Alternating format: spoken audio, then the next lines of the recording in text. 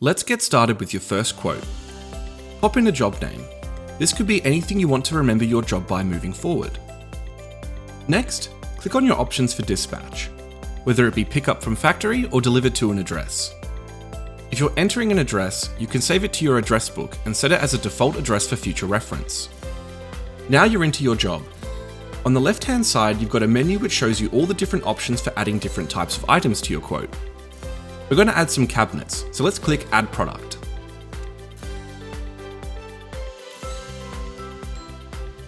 All the sizes and specs can be modified, and you'll see on the right-hand side an interactive 3D model of the product that will change as you make modifications to your sizes. You can do things like opening and closing the door or changing to a wireframe view. Products will have a range of different options that can be changed. Things like top selection, whether or not you want your product to be assembled or flat packed,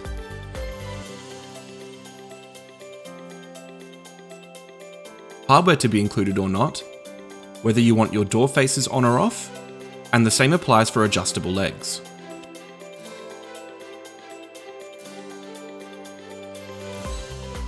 Click Next and go to the Materials tab.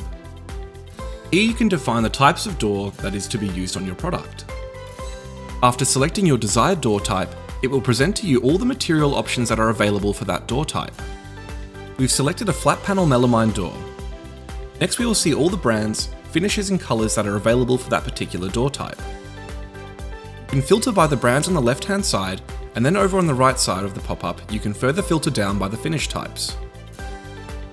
If you know the name of the colour, type that in for an even more advanced search. If an option is available in different thicknesses, it will display in a drop-down above the colour swatch. Alternatively, if you know the name of your colour, simply type in the name and you will see all the matches available. After clicking Next, we move to the Doors tab, where we can change things like the hinge type and size of the door. So for example, if you want to lower the height of the door to accommodate a drop front vanity, we can do that by applying a margin to the top of the door.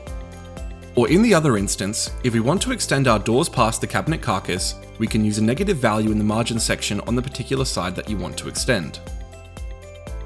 For a cabinet that can have shelves, you'll also have the ability to set the type of shelf and quantity.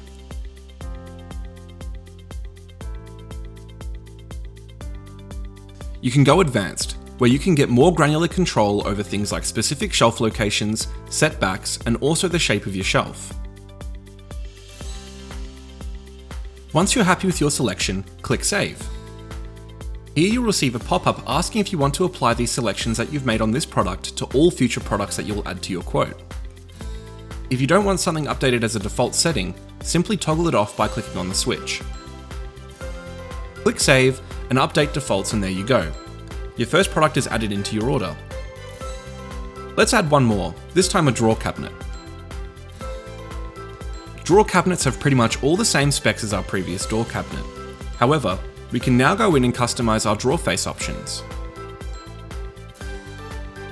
To change the different heights of drawers, change your style from auto height to fixed height, and then enter in your desired height of the drawer face. As you can see there, we've updated the drawer height to 150mm. Different drawer options that suit this new drawer face height will automatically update, and if required, you can specify a shorter nominal length on the drawer runner. Click Save, and we've added another item to your quote. Now that we're happy with the products that we've added, we can take advantage of the important document that gets created alongside our order. Click on the PDF button up the top right-hand side to view our job details and product specifications in a downloadable document format. As you can see, each product is listed with the selections and modifications that we have made along the way, including product materials, dimensions, and the margins that we have set for our doors and drawers. After reviewing the job details PDF, we are now ready to submit the job.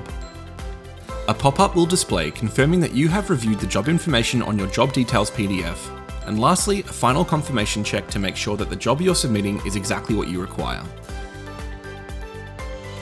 Hit yes, and your job has now been submitted.